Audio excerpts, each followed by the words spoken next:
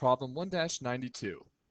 Create multiple representations, an input-output table, a graph, and equation of the function g of x equals 2 divided by x. Then make at least 3 summary statements. So we have g of x is equal to 2 divided by x. That is our equation.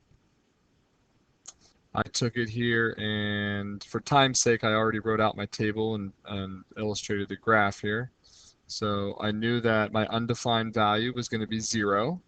We can't have 0 down here in the denominator of the function. And then, just like in class, I chose several values, several integer values that are greater and less than 0, and then I found the output values. Okay, then I just went ahead and graphed on the calculator just because, for time's sake here, I wanted to make sure that I was able to fit everything in on this problem. It then says to make 3 summary statements. So I'm going to start out here by giving a summary statement here. Let's see, we got, oops, wrong one there. There we go. Summary statement 1.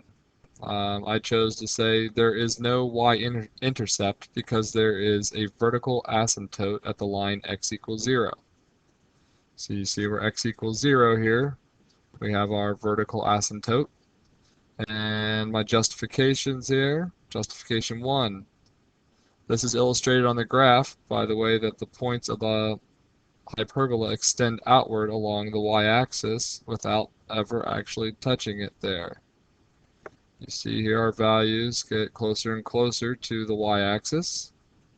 Same thing on the lesser side, they get closer and closer, but they never actually touch it. So we know, since this is a hyperbola, that it is going to have this vertical asymptote here.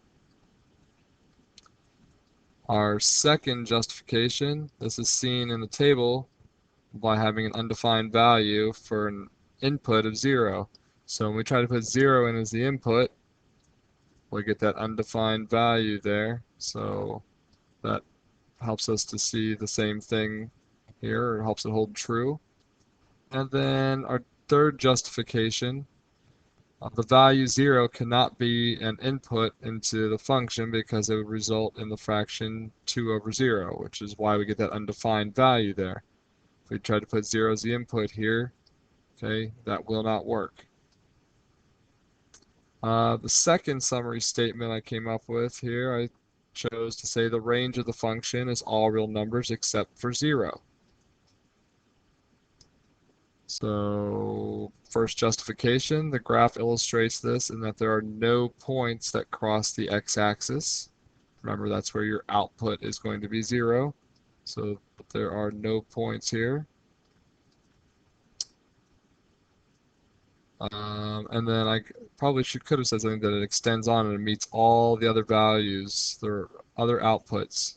They're extending away from our horizontal asymptote. It's going to reach every other y value.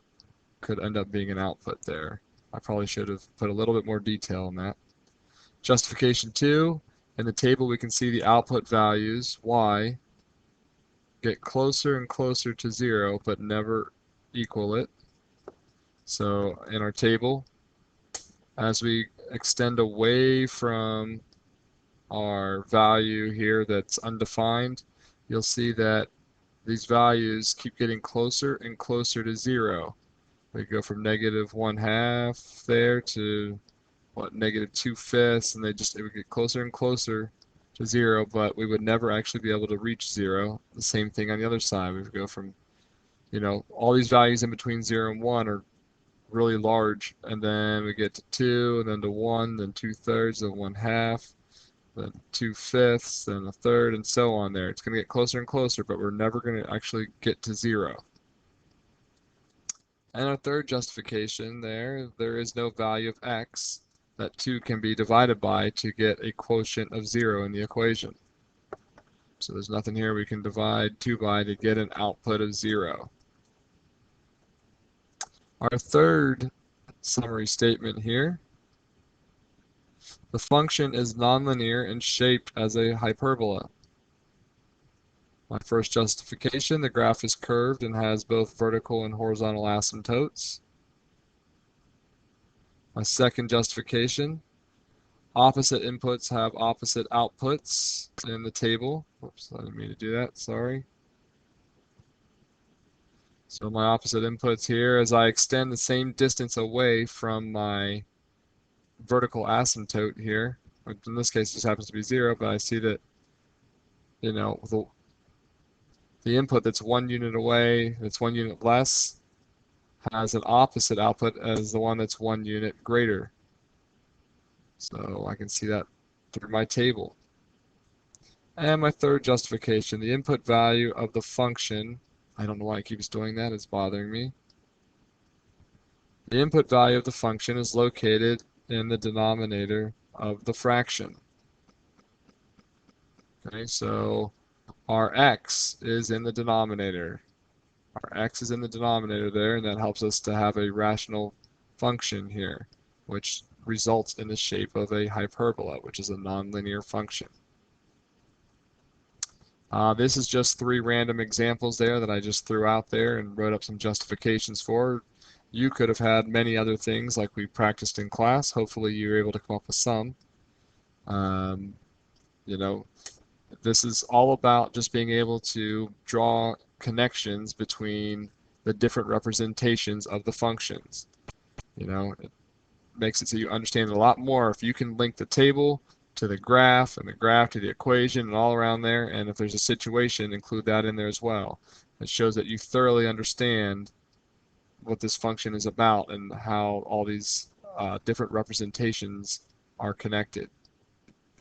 This is problem 1-92. Hopefully, if you had questions, this helped you understand what you needed to do to work out this problem. If you have questions, please make sure you still ask your teacher in class or get help from somebody. Thanks for watching.